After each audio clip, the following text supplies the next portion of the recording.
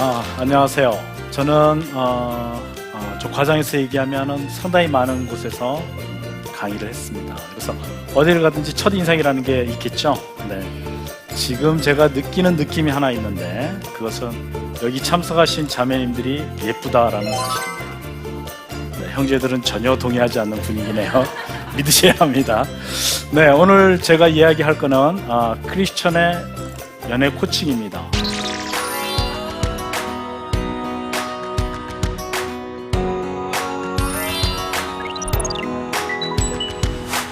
I'm really good at dancing, dancing around the point. What's the point of dancing just so people? 먼저 결론부터 제가 얘기를 하도록 하겠습니다. 데이트는 닥치면 할 수 있는 것이 아니라는 사실입니다. 그럼 뭘 배워야 하는지 거기에 대해서 오늘 제가 간단하게 좀 알려드리려고 합니다. 자, 여러분들 중에서 혹시 바이올린을 배우셨던 분 있으세요? 손 한번 들어보시겠어요? 네, 전혀 없으시군요. 네. 바이올린을 처음 배우러 가면 한 2~30만 원짜리 바이올린 가지고 배운다고 합니다. 내가 만약에 그 전공을 해야 되겠다 하면 한 300만 원짜리, 그리고 실지 전공을 하면 3천만 원짜리, 모 음대 교수가 쓰는 악기가 3억짜리라고 합니다. 네. 근데 제일 비싼 바이올린은 스트라디바리우스라고 하는데 30억 정도 합니다. 자, 그러면 제가 그 바이올린을 봤을 때 외형을 봐서는 이게 30만 원짜리인지 3천만 원짜리인지 30억짜리인지를 저는 모릅니다. 그러면 이 앞에다가 제가 5대의 바이올린을 놔두고 여러분들에게 선택권을 줍니다. 자, 이 앞에는 5대의 바이올린이 있는데 아무거나 골라 가지세요. 그랬을 때 여러분들이 30억짜리 골라갈 수 있을까요? 어렵겠죠. 그러면 30억짜리를 골라 가지려면 여러분은 바이올린을 배우셔야 합니다. 자, 옆에 있는 우리 형제자매들 한번 보시죠. 자, 30억 이상의 가치가 있는 우리 형제자매들. 바로 옆에 30억 이상의 가치가 있는 형제자매가 있는데 모를 수 있다는 겁니다. 그렇다면 어떻게 하면 30억 이상의 가치가 있는 내 배우자를 고를 수 있을까? 그걸 알려면 여러분들이 사랑할 수 있는 지혜와 지식과 기술이 있어야 된다는 겁니다. 그러니까 데이트는 사실 어찌 보면 가장 어려운 인간관계 중에 하나입니다. 남녀 차이가 다르지요. 그 다음에 여러분 성격 차이 있죠. 그 다음에 여러분 살아온 문화가 틀리죠. 가치관이 틀리죠. 어떻게 두 사람이 잘 맞춰가겠습니까? 저 가트만 박사가 이야기하는데 부부 사이에 일어날 수 있는 충돌은 그 충돌의 69%는 영원히 같이 할 수 없는 그런 문제라고 합니다. 그러니까 이게 서로 갈등 해결할 수 있는 기본적인 자세가 돼 있지 않으면 여러분들은 건강한 데이트 그리고 행복한 가정을 이루기는 힘듭니다. 자, 그러면 이제 지금서부터 본론으로 좀 들어가도록 하겠습니다. 먼저 그 데이트의 공식이 있습니다. 여기 보시면 L은 H 가로 열고 M 플러스 C 플러스 T입니다. 굉장히 어려운 것 같은데, 자, L을 러브, 우리 연애라고 합니다. 연애가 잘 되려면 무엇이 가장 중요한 거 아니? 진심이 있어야 합니다. 근데 진심만 있어서 되느냐? 그건 아니고요. M은 메소드, 연애에 대한 기술과 지식이 있어야 된다는 거죠. 거기와 고백할 수 있는 용기, courage. 거기에다가 그 development는 자아 발전. 내가 건강한 사람이 돼야 행복한 결혼을, 데이트를 할 수 있다라는 겁니다. 여기서 가장 중요한 것은 바로 그 H입니다. 진정성이 없으면 그 D를 제외한 나머지 값은 전부 다 0이 됩니다. 그래서 보통 우리가 심심풀이로 데이트를 하려고 한다든지 외로움을 달래려고 데이트를 하면 거의 10중 8구는 실패할 확률이 있습니다. 그래서 여러분들은 지금서부터 데이트를 할 때는 진정성을 가지고 데이트를 할 마음을 가지셔야 합니다. 다음으로는요, 올바른 관계 형성을 위해서는 3가지 관계에 대한 지식과 기술을 아셔야 행복한 삶을 살 수 있습니다. 먼저는 하나님이시죠. 여러분들이 하나님과의 관계가 제대로 형성이 돼 있지 않으면 데이트와 결혼은 힘듭니다. 다음으로 나 자신인데요. 데이트에 실패하는 사람의 가장 큰 원인 중에 하나가 대부분이 그 자존감이 낮거나 자긍심이 낮은 사람들. 그 다음에 다른 사람과의 관계인데요. 자, 제가 하나 예를 좀 들어주면 한 자매가 한 150명 정도 되는 청년부에 있는 자매인데 굉장히 괜찮은 자매예요. 예쁘기도 하고요, 신앙도 좋고요, 굉장히 괜찮은 자매인데 이상하게 이 자매는 데이트를 했다고 하면 오래 가지를 못해요. 그리고 금방 헤어지고. 그러니까 청년부 담당 목사님이 너무 이상하니까 상담을 좀 해봤어요. 그랬더니만 어렸을 때 아픈 기억을 가지고 있더라고요.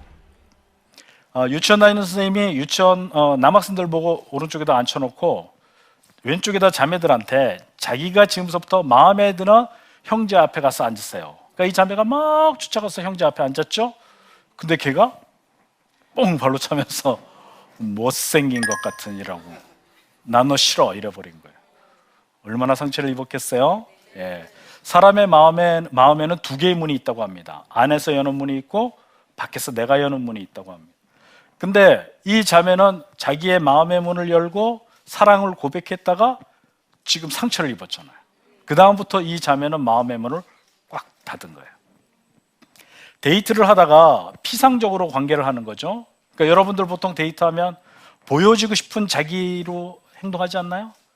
셀프 투 비, 내추럴 셀프, 원래 자기는 좀 숨기고 초라하고 보잘것없는 나는 숨기고 보여지고 싶은 자기로만 우리가 관계를 할 경우가 있습니다. 이렇게 되는 것은 피상적인 관계가 이루어져서 친밀감이나 사랑이 형성이 안 됩니다.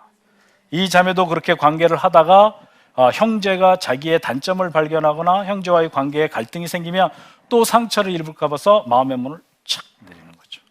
이 자매는 데이트가 힘듭니다. 그래서 이런 것은 좋은 상담사를 찾아서 한 10회기 정도만 상담받으면 그렇게 어렵지 않습니다. 그래서 나의 문제점, 나의 자긍심을, 자존감이 충분히 올라온 다음에 데이트를 하셔야 여러분이 성공적으로 할 수 있습니다. 다음에는 다른 사람과의 관계인데, 혹시 여러분들 중에서 그 대화법에 대해서 배웠던 분 있으세요? 많이 배우셨겠죠? 근데 아직까지도 제가 많은 청년부에 가서 물어보면 많은 청년들이 아직 그러한 지혜와 지식을, 교육을 받지 못한 청년들이 너무 많이 있어요. 하나만 더 예를 들어줄게요. 굉장히 예쁜 자매가 있었습니다. 제가 예쁘다고 하는 것은 객관적인 겁니다. 네. 그러니까 이 자매를 좋아하는 형제가 상당히 많았는데 이 자매가 좋아하는 형제는 안 믿는 형제였습니다. 그러니까 이 자매가 고민이 됐어요. 그러다가 결심을 하고 얘기를 했죠. 나는 내가 좋아. 근데 네가 하나님을 믿으면 더 좋겠어. 이 형제는 자기가 선택되었다는데 너무 기분이 좋아가지고, 그래 어떻게 하면 되는데? 우리 교회 청년부 나와. 그래서 그 교회 청년부 나왔습니다. 잘 됐습니다. 그 형제는 6개월 후에 세례도 받았습니다. 너무 잘 됐죠. 근데 이 형제는 초신자이다 보니까 주일 성수를 잘 안 하는 거예요. 주일에 자꾸 빠져요. 자매의 마음이 어땠을까요? 안타깝고 불안하고 뭐 굉장히 괴롭고 했겠죠. 그러면 이것을 잘 얘기하면 좋았을 텐데, 형제가 왔을 때 너 왜 빠졌니? 너는 왜 지난주일 안 나왔어? 그래가지고 네가 뭐 신앙생활 잘 하겠니? 이런 식으로 이 형제한테 물어봤어요. 왜 그렇게 예쁘고 좋은 자매하고 갑자기 헤어졌냐고. 그러니까 이 형제가 자기도 그 자매랑 결혼하고 싶었대요. 이 두 사람의 나이가 결혼 정년기에 있었거든요. 근데 왜 헤어졌어요? 그러니까 자기도 결혼을 빨리 하고 싶었는데 결혼하고 싶은 이유 중에 하나가 엄마의 잔소리로부터 해방되고 싶은 마음도 있었대요. 근데 이 자매가 엄마보다 잔소리가 더 심하더라. 이 다른 사람과의 관계에 있어서 이 기본적인 의사소통이 안 되면 여러분 힘이 듭니다.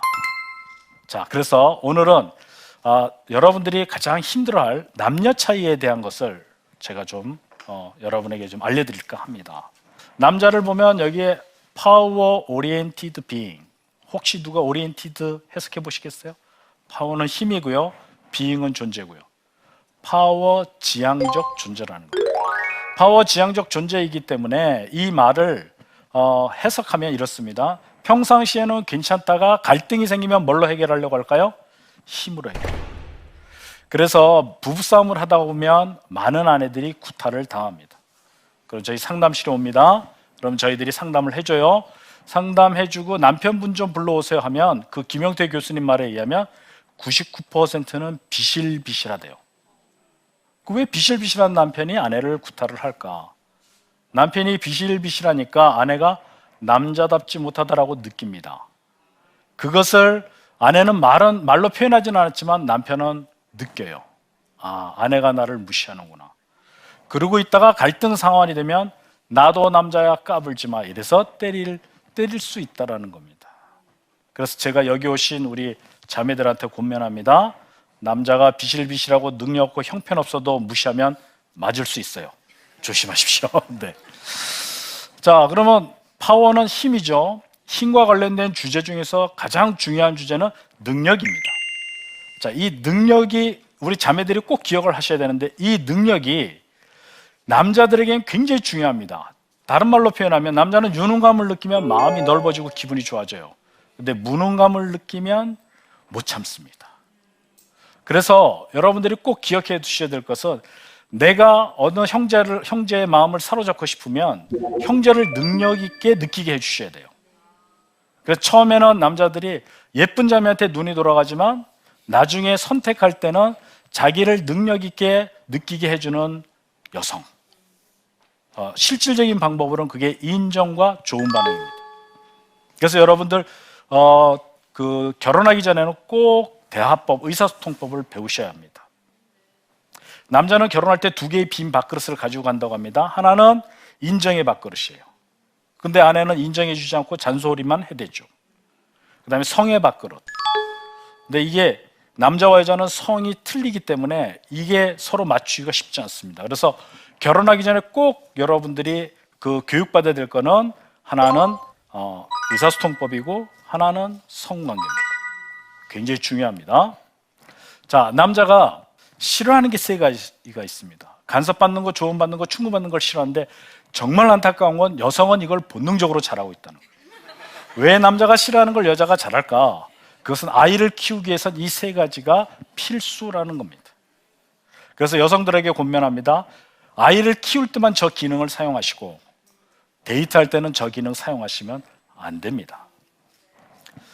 자, 그러면 인간관계에서 남자가 가장 두려운 건 무능력인데 무능력을 남자는 커버하기 위해서 자기를 과시하거나 일생을 뻥치며 살아갑니다. 특히 데이트 상황에는 남자는 뻥이 아주 심각해집니다. 그래서 결혼하기 전에 약혼기간을 통해서 뻥의 실체를 확인하셔야 됩니다. 그리고 여러분 데이트 해보신 분은 알겠지만 남자들의 말의 결론은 전부 자기 자랑입니다. 이 남자의 어깨가 이렇게 양복의 어깨가 넓게 보이죠? 이게 뽕을 대서 그렇습니다. 왜 뽕을 왜 댈까요? 이게 과시하는 문화, 뻥치는 문화 속에서 생긴 의복의 형태라고 합니다. 자, 그러면 여자는 어떤 존재이냐? relationship oriented being, 관계지향적 존재라는 겁니다. 관계지향적 존재이기 때문에 여성들은 같이 하려고 하고 함께 하려고 합니다. 야, 오늘 너 연애 코칭 방송 있다는데 갈 거니? 나 갈 거야. 그럼 같이 가자. 화장실 갈 때도 같이 이런 경향이 있습니다. 여기 혼자 오신 분 거의 드물 겁니다. 같이 가는 경향이 있습니다. 그래서 여자들은 정체성을 관계 속에서 느낍니다. 이걸 다른 말로 표현하면 누가 나랑 연결되어 있는가에 굉장히 관심이 많습니다. 예를 들어서 키 크고 능력 있고 괜찮은 형제가 나를 좋아한다. 기분이 좋아져요. 내가 그렇게 정체감이 올라간 것 같아요. 근데 찌질이 갖고 별볼일 없는 애가 나를 좋아한다. 그러면 누가 나를 좋아하고 사랑하는 건 감사하고 고마운 일인데 그런 느낌이 하나도 안 들어요. 어떻게 너 같은 게 날 좋아하니? 막 짜증이 나는 거예요. 걔가 나랑 연결되어 있다는 것 자체가 짜증이 나는 거예요. 요게 데이트 상황으로 들어가면 어떻게 되는 거 아니? 데이트 상황에서 형제가 옷 입는 것이 바로 내 모습이라고 느껴져요. 그러니까 간섭이 시작되는 거예요. 너 넥타이가 그게 뭐니? 그 옷에 그 바지가 어울리니? 이렇게 되는 거예요. 이게 결혼까지 들어가면 더 심각해집니다. 네. 여러분 보시다시피 저는 키가 작습니다. 그리고 제가 지금 많이 다이어트 한 결과가 이럽니다. 저희 집에 한번 와보시면 알겠지만 저희 집은 전부 굴러다니는 집안입니다. 그래서 제 아내가 제가 이게 그냥 있는 사람은 모르겠지만 이렇게 방송을 해야 되잖아요. 강의를 해야 되니까 옷차림에 굉장히 간섭을 씁니다. 이 신발부터 여기까지 전부 아내가 다 코디한 겁니다. 괜찮습니까? 네. 여러분 데이트에 시작되면 아내 말을 꼭 또는 여성의 말을 꼭 들으시기를 권면합니다. 다음에 그 소속감인데 이 소속감의 욕구가 남자가 모르는 여성의 욕구입니다. 자, 이거 굉장히 중요하니까 소속감이란 여러분 외우시면 좋습니다. 소속감이란 내가 사랑받고 배려받고 있다는 느낌, 내가 특별하고 가치 있다는 존재감입니다. 이것 때문에 여성은 끊임없이 사랑과 배려의 말을 듣기를 원합니다. 혹시 이 중에서 직장 다니시는 분 있습니까? 예, 있겠지만, 네, 좋습니다. 제가 질문을 합니다. 처음에 이제 제일 높으신 분이 와서 나는 김대리라고 합시다. 김대리 크리스찬이라며. 그래서 내가 굉장히 신뢰감이 가. 그리고 신뢰 있고 능력 있고 착실해서 내가 믿을 수 있는 건 김대리뿐이 없어요. 그럼 느낌 어때요? 그러면 좋습니다 이럽니다. 근데 매일 아침마다 그렇게 하면 어떨까요? 당혹스럽고 의심스럽다고 합니다. 왜 그럴까요? 남자의 대화의 목적은 두 가지입니다. 첫째는 자기 자랑하기 위해서 하고 두 번째는 정보 전달이거든요. 그 위에 분이 자기를 인정해주면 기분이 좋아져요. 정보가 전달됐죠. 내가 인정받는구나. 근데 두 번, 세 번 하면 나 알고 있는데 왜 자꾸 얘기하는 거야? 이래서 오히려 부담스러운 거예요. 이렇기 때문에 남자들이 여자한테 사랑스러워요, 예뻐요 이거를 한두 번 하고 안 하는 겁니다. 자주 하면 오히려 역효과가 날 것 같아서. 제가 강의를 하고 가지요. 그러면 제 아내한테 제가 임상을 했는데, 여보 내가 온누리 교회에서 강의했는데 청년들이 자매들이 정말 예쁘더라. 그래도 난 당신이 제일 예뻐요. 아내가 기분 좋아하더라고요. 제가 3개월을 그렇게 했어요. 그 다음에 어떤 생각이 들었는 거 아니? 됐어 이제 그만해 이렇게 반응할 줄 알았어요. 근데 그게 아니에요. 할수록 점점 확신을 하더라고요. 그래서 제가 3개월 하고 그만뒀습니다. 그러니까 그 다음에 제가 가면 여보 나 예쁜 거 맞아? 이렇게 확인합니다. 그래서 여기 온 우리 형제들에게 제가 멘트를 드립니다. 힌트를 하나, 팁을 드리면 자매를 위해서 사랑의 말, 배려의 말을 한 다음에 질문하는 게 굉장히 좋습니다. 머리가 굉장히 부드럽네. 다들 그렇게 이야기하지 이 질문, 다들 그렇게 이야기하지 이 질문에 자매는 굉장히 내가 확실히 부드럽구나 이렇게 느낀다고 합니다. 웃는 모습이 굉장히 예쁘네. 비결이 뭐야? 그러면 이쁜 건 알아가지고. 네. 지금 보니까 귀걸이 이쁘게 한 우리 자매들이 있어요. 이럴 때 귀걸이가 너무 잘 어울린다. 어디서 샀어? 그러면 산 것뿐만 아니라 귀 뚫은 것까지 이야기하게 된다고 합니다. 데이트할 때 여자가 말이 많다, 데이트 잘 되는 겁니다. 남자가 말이 많다, 오래 못 갑니다. 기억해 두시기 바랍니다. 그럼 기왕에 여기 왔으니까 우리 형제들한테 물어보겠습니다. 자매 집으로 놀러 갔습니다. 현관에 흰색 구두와 노란색 구두가 있습니다. 자매가 흰색 스타킹에 노란색 계열의 투피스를 입고 흰색 머리띠를 하고 나오면서 형제한테 물어봅니다. 자기야 나 어떤 색깔의 신발을 신으면 어울릴 것 같아? 라고 물어봤을 때 여러분 어떻게 대답하시겠어요? 네? 흰색이라고요? 노란색이라고요? 아닙니다. 자매는 이미 어떤 색깔의 신발을 신을지 결정을 한 상태입니다. 자매가 흰색을 신고 싶은데 노란색이라고 그러면 왜 네가 이거 보태준 거 있냐 임마? 이러면서 짜증을 냅니다. 그때는 오히려 더 물어보는 게 더 좋습니다. 자기는 어떤 색깔이 어울릴 것 같아? 난 노란색이 어울릴 것 같은데 탁월한 선택이야. 이게 정답이고요. 그 신발을 신으면 정말 잘 어울리네. 이렇게 대답해 주는 거라고 합니다. 어렵죠? 네.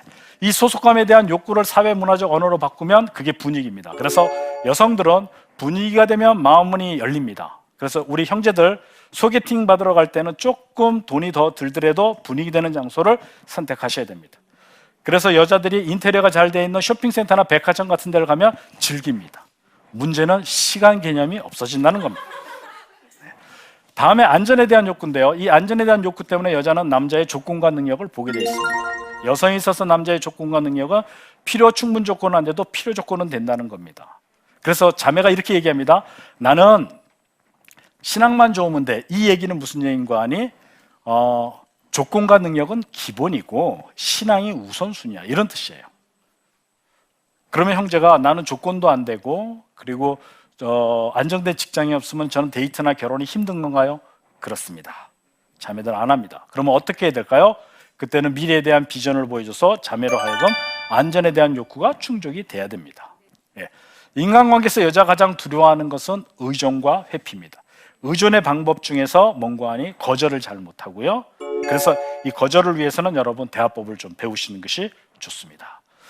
자, 성경적인 이성교제, 코트십이라고 하는데요. 성경적인 이성교제가 무엇이냐? 여러분, 데이트하는 두 사람에서 가장 큰 욕구가 뭘까요? 내가 사랑받고 수용받는 듯한 느낌, 그게 굉장히 중요하죠. 그렇죠? 이것이 사랑받고 수용받는 듯한 느낌이 안 들면 불안해집니다. 그래서 이거를 안전의 욕구, 안전의 필요라고 합니다. 또 하나는 내가 가치 있고 능력 있는 사람으로 인정받고 싶은 느낌이 있죠. 이게 중요감의 욕구. 두 사람의 데이트를 할 때는 이 두 가지 욕구를 채우기를 원합니다. 이게 채워져야 정서적 욕구가 충족이 됩니다. 문제는요, 이 중요감의 욕구와 또 이 사랑의 욕구가 인간들은 변함없이 꾸준히 충분히 채워줄 수 없다는 겁니다.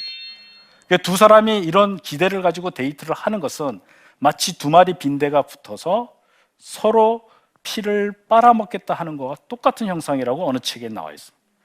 그러면 여러분, 사랑의 욕구와 중요감의 욕구를 채울 수 있는 뭔가 공급받는 게 있어야 되겠죠.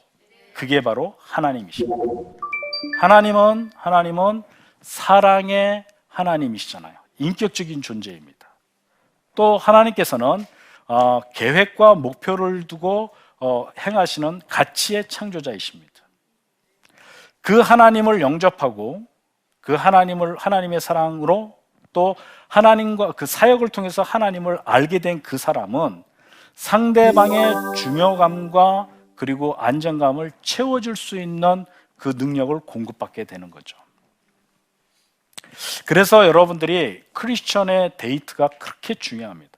하나님이 없는 데이트는 결국은 여러분들 서로가 서로의 기대만을 안고 있다가 무미견조하게 끝나버린다는 겁니다. 그러면 이 사랑의 욕구와 그리고 또 중요감의 욕구가 충족이 돼야 정서적으로 연합이 될 수 있고 조금 더 나가면 친밀감이 형성이 됩니다. 여러분, 데이트를 하는데도 왜 무미건조한 거 있잖아요. 사랑을 못 느끼는 데가 있잖아요. 이것은 바로 이 두 가지 욕구가 채워지지 않아서 그렇다라고 합니다. 자, 먼저 하나님을 만나지 않은 사람은 사랑을 줄 수 없어요. 그렇죠? 또 하나는 그 사역에 참여해서 하나님 안에서 내가 얼마나 가치 있는 것을 인정받은 사람이 상대의 가치의 중요성을 인정해 줄 수 있습니다. 그 다음에 기초를 다져라 하는 것은 내 자신이 먼저 건강해지는 자존감을 높여야 되고요. 또 인간관계에 대한 여러 가지 지혜와 지식을 알아야 된다는 겁니다. 다음으로 그 우정을 나누는 건데요. 이것이 우정을 나누는 과정 속에서 친밀감이 형성이 된다는 거죠. 이 네 가지를 갖다가 잘 사용하는 것이 바로 크리스천의 이성교제 코트시입니다. 어찌 보면요, 하나님이 없이 데이트를 하면 한계가 있다. 자, 그래서 마지막으로 제가 크리스천의 이성교제를 정의를 합니다. 같이 한번 읽어볼까요? 시작. 하나님과의 관계를 모국어로, 이성 간의 관계를 제2외국어로, 이중 언어를 유창하게 구사할 줄 아는 교제. 그렇습니다. 기본적으로 하나님을 모른다면 여러분들은 상대에게 사랑의 수고를 해줄 수가 없어요. 그래서 하나님을 모국어로 여러분 관계를 잘 형성이 된 다음에 그 다음에 인간과의 관계에 대한 노하우를 여러분들이 배워나가시게 되면 굉장히 멋있는 데이트 또 건강하고 행복한 관계를 맺어갈 수 있을 거라고 생각합니다. 감사합니다.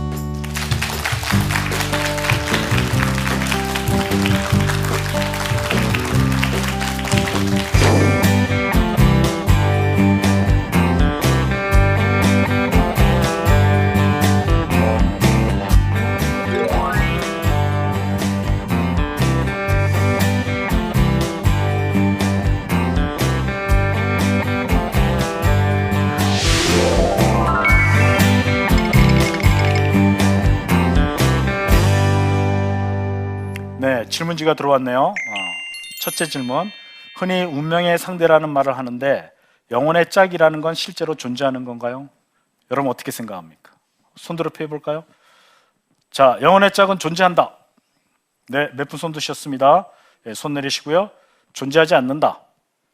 네, 반반입니다. 여러분 어떨까요? 결론은 이렇습니다. 영혼의 짝은 존재하는 게 아니라 만들어지는 겁니다.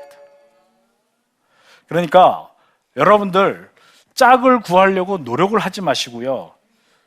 빨리 결혼해서 소울메이트로 영혼의 짝을 만들어가는 것이 여러분이 지혜로운 방법이 아닌가 그렇게 생각합니다.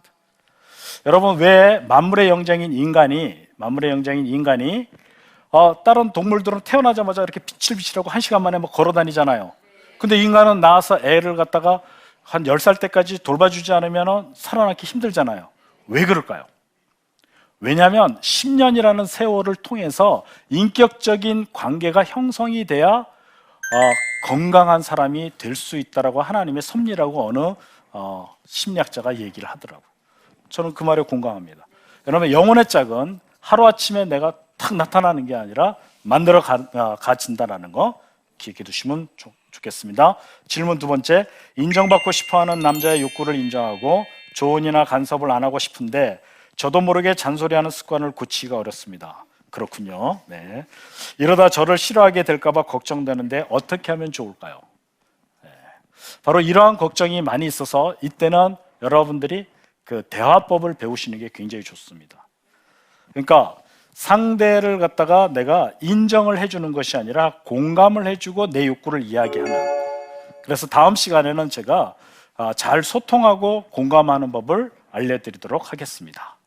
네, 또 다른 질문 있으신가요? 네, 그렇습니다. 데이트라고 하는 것은 닥치면 할 수 있는 게 아닙니다. 배워야 하고 알아야 하는 지혜와 지식입니다. 네, 그런 여러분이 되시기를 권면합니다. 감사합니다.